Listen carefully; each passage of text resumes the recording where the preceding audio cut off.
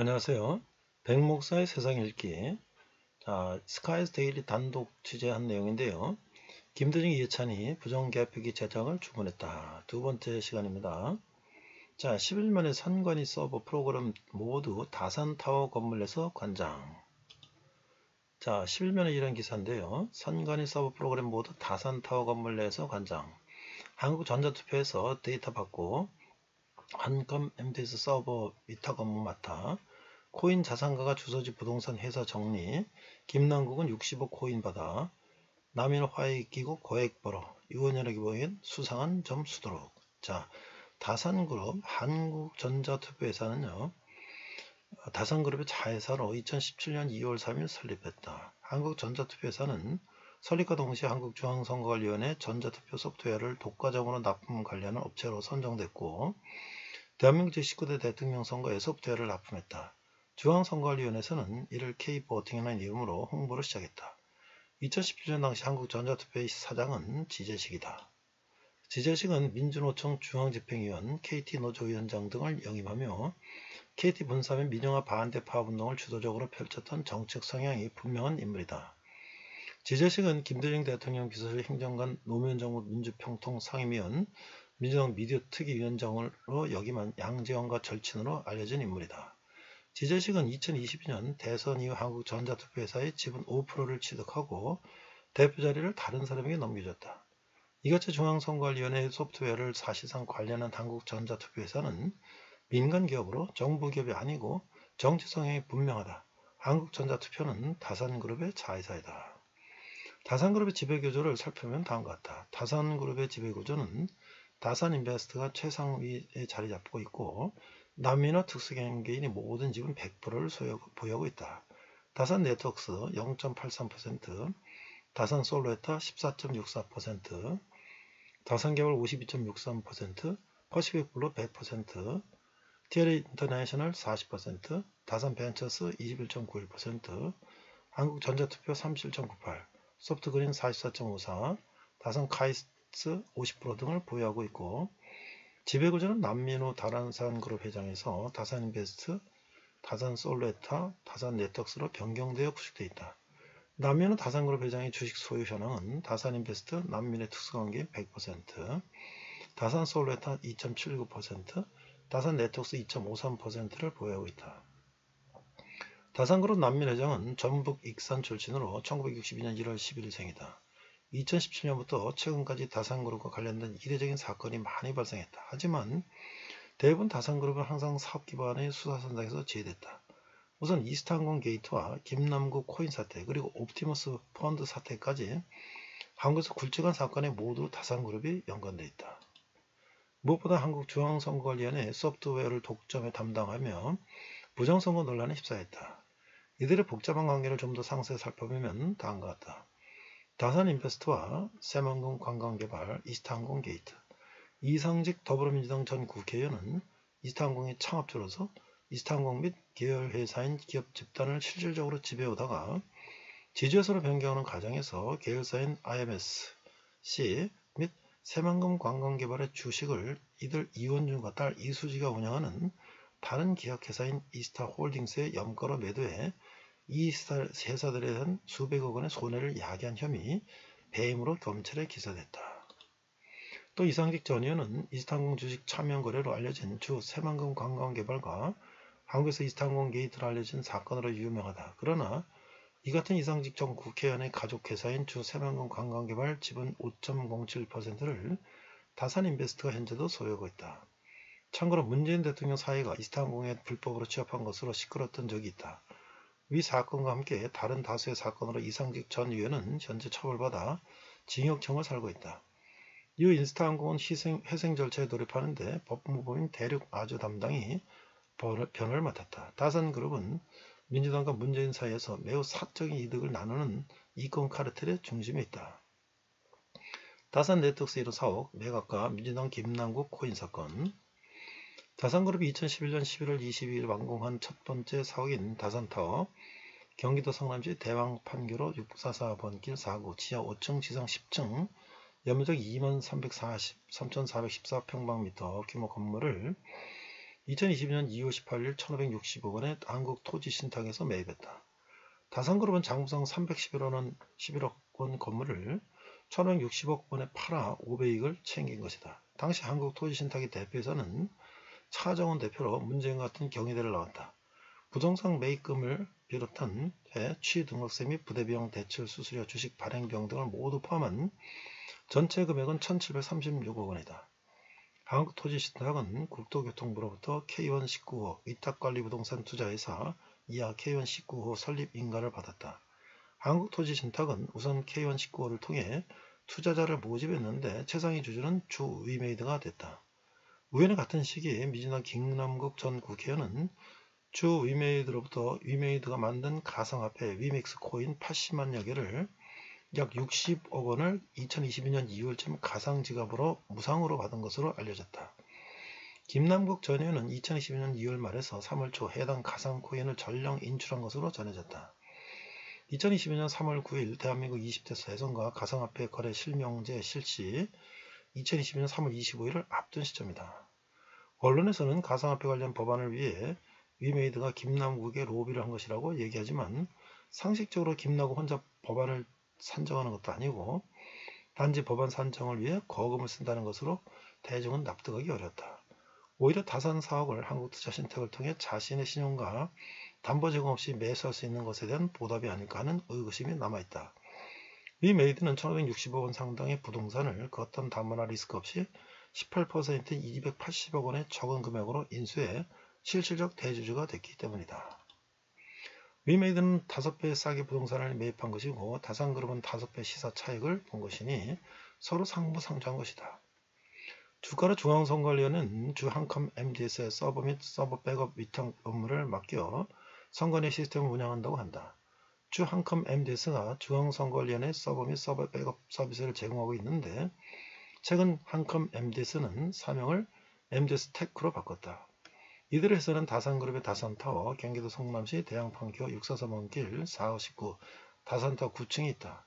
신기한 것은 다산그룹이 다산타워를 매각할 2022년 5월쯤 당시 한컴은 폴리그램과 주식 및 경영권 양수도 계약을 체결하고 주 한컴 MDS 등 총 11개 자회사를 포함한 주식 및 경영권 양수도 계약을 체결했다고 공시했다. 양도가액은 1,050억이다. 주 한컴 MDS를 인수한 플레이그램의 오너는 김재욱 대표이다. 김재욱 대표는 지주사인 빗썸홀딩스의 최대 주주인 비트핸드를 통해 빗썸홀딩스 지분 34%를 확보하고 있다. 빗썸은 국내 최대 규모의 가상화폐 거래소이다. 요컨대 중앙선거관리원회는 소프트웨어를 다산그룹의 한국전자투표에서 제공받고 서버 및 서버 백업 위탁 업무를 주 한컴 MDS에서 서비스를 받고 있다. 그런데 그 회사들이 있는 곳이 공교롭게도 모두 경기도 성남시 대양판교 644번길 419 다산터에 있다. 그 주소지에서 서버와 프로그램을 모두 관장할 수 있다는 얘기다. 그리고 그들은 모두 가상화폐 자산가에 의해 그 주소지의 부동산 및 회사를 정리했고 그 과정에서 민주당 김남국 의원이 60억 원 상당의 가상화폐까지 받았다. 위원회를 보기엔 너무나도 딱 들어맞는 정황이다. 남면 인터뷰에 따르면 2004년 다산 네트워크스는 쌓여가는 부실과 현금 고갈로 경영 위기를 맞게 됐다고 한다. 중국 화웨이가 핸드폰 사업에 진출하면서 화웨이가 독일기업 지멘스 합작에 화웨이 단말기 TD SCDMA를 만들면서 같은 해 지멘스는 다산 네트워크에 1억 달러 투자 제안을 했다. 남민우 사장은 약 1,000억 원의 다산 네트워크스 경영권을 지멘스에 넘겼다. 그리고 화웨이 영향으로 2007년 지멘스가 노키아에 넘어갔다. 그리고 화웨이와 노키아는 노키아가 51%, 화웨이가 49% 지분 구조를 가진 합작에서 TD테크를 설립하고 노키아로 넘어간 지멘스는 2008년 다시 남민우 사장에게 다산 네트워크 경영권을 480억 원에 팔았다. 그 과정을 통해 남민우는 4년 만에 520억 원을 번 셈이다. 상식적으로 중국 화웨이가 없었으면 불가능한 일이었다. 남민은 이를 어려움을 극복한 사례이고 벤처 정신이라고 사람들에게 인터뷰로 자랑하고 다닌다. 결과적으로 보면 2002년 대선 이후 2004년 남민우는 회사 경영권을 잠시 팔아 520원을 벌었다. 2003년에는 검찰에서 중앙선거관리위원회 납품 비리를 수사하며 SKCNC와 관우정보통신 등을 기소한 이후이다. 남민우가 자신의 회사 경영권을 외국 회사에 잠시 팔아 검찰 수사를 피한 것이 아닌가라는 의구심이 제기됐다. 또 2022년 문재인 정부가 끝나가는 시점 남민은 다산 네트워크 사업 부동산을 팔아 약 1249억 원을 벌었다. 다산그룹이 2022년 2월 18일 한국토지신탁의 다산타워 사업을 매각한 대금으로 같은 해 12월 문화유통북스를 합병했다. 문화유통북스는 출판 물류체 선두기업으로 경기도 파주 토지 42,511평방미터 및 건물면적 16,500평방미터 규모의 자체 소유 물류센터를 기반으로 도소물류와 일반 물류 사업을 영위하고 있는 3PL 물류 전문기업이다. 문화유통북스는 김대중 정부 때 청와대 복지, 노동수석, 보건복지 장관 등을 역임한 이태복 전 장관의 가족회사이다. 이태복은 1970년 전국민주노동자연맹 전노련을 결성하고 1981년 전노련 인사들을 대상으로 한 한림 사건에 연루돼 무기징역을 받았다가 특별 사면을 받았다. 이태복은 2021년 문재인 정권 때 국무총리 후보로 올랐다가 건강상 이유로 국무총리가 되지 못했고 대신 김부겸이 총리가 된다. 김부겸이 총리가 되고 7개월 만에 이태복은 사망했고 사망 1년 뒤 이태복의 회사를 다산그룹이 매입한 것이다. 이태복의 회사를 가족이 운영하지 않고 다산그룹이 양도받는 것은 특이한 일이다. 다산그룹의 핸디소프트 그리고 이상필 코스닥 상장회사였던 핸디소프트는 2010년 8월 2일 주식거래가 중지됐다. 한국증권거래소는 2일 공시를 통해 핸디소프트 실질 사주의 횡령 혐의로 주식거래를 중단한다고 발표했다. 거래소에 따르면 핸디소프트와 솔루션 업체 인네트 대표 곽봉서의 실질 사주인 이상필 씨가 2,290억 원 자기 자본 대비 69.8%를 횡령한 혐의가 의심된다고 밝혔다. 실제 사주로 밝혀진 이상필은 2009년 4월 핸디소프트의 안현경 대표로부터 120억 원의 핸디소프트 지분 29.9%를 인수해 최대 주주가 됐다. 부연하자면 이상필은 120억 원을 투입해 동양홀딩스를 인수하고 동양홀딩스가 핸디소프트의 경영권을 취득하게 한 후 몽골 구리광산 법인의 지분 51%를 취득하도록 했다. 이에 몽골 구리광산 법인의 지분 취득 대가로 핸디소프트가 낸 돈 290억 원을 횡령한 혐의다. 이 사건으로 이상필은 구속됐다. 이상필은 이후 국제 PJ파의 박모 씨와 이영호와 함께 동업으로 해덕 파워웨이를 인수하고 옵티머스 자산 운영에서 트러스트 등의 투자 모델을 통해 다시 해덕 파워웨이를 투자하고 이를 셉틸리언, 옵티머스 SPC를 통해 다시 해덕 파워웨이로 자금을 송금해 자금을 세탕하는 방식으로 2020년 옵티머스 자산운용 펀드 게이트가 발생한 것이다. 즉 핸디소프트 기업이 다산그룹이 인수할 때 등장한 이상필이 구속됐다가 약 10년 만에 옵티머스 게이트에 다시 나타났다. 해덕 파워웨이 사태는 주가 조작으로부터 부자본 M&A, 인수합병 회사를 인수하기 위한 조직폭력단체 간 이권 다툼과 권력형 게이트까지 우리나라 자본시장의 병폐가 고스란히 담겨있다. 옵티머스 로비 의혹 사태는 여기서부터 시작된다. 1978년 해덕 선박 의장 공업사로 출발한 해덕 파워웨이는 2009년 코스닥에 상장됐다. 강서기술기업의 성공신화를 쓰는 데 했다. 주력 상품인 선박용 방향키의 경우 세계 시장 점유율 1위를 기록했다. 그 결과 2010년, 2011년 한국거래소가 선정한 코스닥 시장 히든 챔피언의 2회 연속 이름을 올렸다. 2011년 상반기에는 한국수출입은행이 선정한 히든 챔피언으로 뽑혔다. 그렇던 회사가 망가지기 시작한 것은 2015년 조선 경기가 침체를 겪으면서다. 조선업 침체는 한은 해운산업에서 치명타를 안겼다.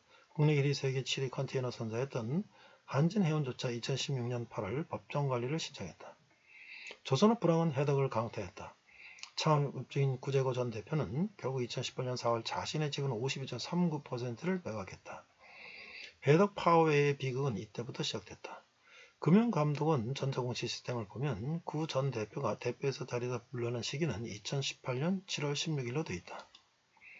구 전 대표가 맡고 있던 대표이사 자리는 서울 대형병원 원장 이모 씨에게 넘어간다. 이 과정에 등장인물이 이상필, 이용호 씨다. 이상필 씨는 코스닥 기업 인네트, 핸디소프트, KJ 프리텍, GY커머스 등을 무자본 M&A 방식으로 인수한 유명 기업 사냥꾼이다. 이 씨는 현재 주가조작 혐의로 구속 수감된 상태다. 또 다른 동업자 이용호 씨는 이용호 게이트로 알려진 인물이다.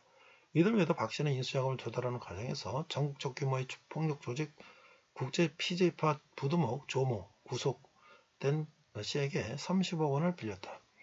그런데 박 씨가 제때 돈을 갚지 못하자 박 씨와 조 씨가 갈등이 불거졌다. 그 결과 조 씨는 지난해 9월 박 씨를 광주에서 납치해 살해했으며 올 2월 경찰에 체포됐다. 회사 경영권을 둘러싼 갈등이 조폭간 살인사건으로까지 이어진 것이다. 회사를 인수한 직후 이상필 씨가 대표로 있는 주 큰 빚의 지분 전량 및 경영권을 넘기는 계약을 체결한 것이다. 임시주총에서 이사사님이 부결돼 자신에게 앙심을 품고 있는 반대편의 고스란히 경영권을 넘긴다는 것은 상식적으로 납득이 가지 않는 대목이다. 박 씨가 살해됐기 때문에 왜 그랬는지는 현재 미궁석에 빠져있다. 그런데 또 다른 옵티머스 관계자가 헤더 파웨이의 가지치기를 시작하는데 이 회사가 바로 septilion이다. 이 회사는 김재현 대표의 부인 윤모 씨와 문재인 정부 전 청와대 행정관 이진아 변호사가 지분을 절반씩 나눠가는 조건으로 만들어졌다. 김재현은 김태천의 양아들로 삼부토건 사건에도 등장한다. 김태천은 서방파 조폭 두목으로 국내 3대 조폭이었다. 이진아 전 청와대 행정관은 지난해 3월 26일 느닷없이 사회이사에 선임됐다. 이 전 행정관을 선임한 이는 당시 대표이사이자 최대 주주인 화성산업의 대표인 박무씨다. 업계선 이전 행정관의 사이사 선임 배경에 김재현 옵티머스 자산운용 대표 구속됐는데요. 이게 입김이 있었다고 보고 있다. 결과적으로 기업 사냥꾼 이상필에 의해 핸디소프트는 다산그룹에 몫이 됐고 이상필로 이득을 본 기업은 다산그룹뿐이다. 그런데 이상필이 10년이 지나 다시 옵티머스 펀드 사태에 나타난 것은 단지 우연으로 보기는 어렵다. 다산그룹의 핸디소프트 그리고 이상산, 핸디소프트사는 이상필에 의해 다산그룹의 제야세로 들어오게 된다. 그리고 핸디소프트사의 대표는 이상산이라는 인물이 대표가 된다. 이상산은 2001년 8월경 김대중 정부에서 남북 첫 합작정보통신기술 ICT 회사인 하나프로그램센터를 북한과 중국의 접경지역인 단둥에 설립했다. 북측 연구원 40여 명과 남측 연구원 10여 명이 소프트웨어와 하드웨어 개발을 시작했다. 하나프로그램센터는 남측 네트워크 장비 개발회사인 다산 CNS와 공동개발 사업 계약을 맺었고 소프트웨어 넷2를 개발했다. 또 하나프로그램센터는 남측의 시스템 통합 SI업체인 SKCNC와 프로그램 개발 계약을 맺기도 했다. 같은 시기 2001년 SK는 북한에서의 이동통신 사업 관련 MOU를 맺었다. SK는 북한 내 이동통신 사업권을 확보하기 위해 열을 올렸다. SK텔레콤에서 구혜우 전 주사파 리더 중 한 명인데 상무를 중심으로 하태경, 주사파 출신 현역 의원 등이 포함된 동북아 협력팀이 꾸려졌다. 당시 경쟁사였던 삼성은 고한석, 주사파 출신 전 서울시장 비서실장 상무가 대북 업무 리더였다. SK는 고한석 상무를 스카우트해 SK네트워크스 신규 사업기획팀 부장으로 고용했다. 구혜우, 하태경, 고한석 등이 한 팀이었다. 이때 하나프로그램센터에서 총경리로 취직한 이상사는 이후 대표 자리까지 올라간다. 그는 2003년 다산네트워크스를 거쳐 2013년 핸디소프트 대표이사로 역임한다. 하나프로그램센터는 다산그룹이 성장해 나갈 수 있도록 하는 모기업이나 다름없다. 이상 스카이데일리에서 연구한 연재한 부정선 관련 기사 두 번째 시간이었습니다.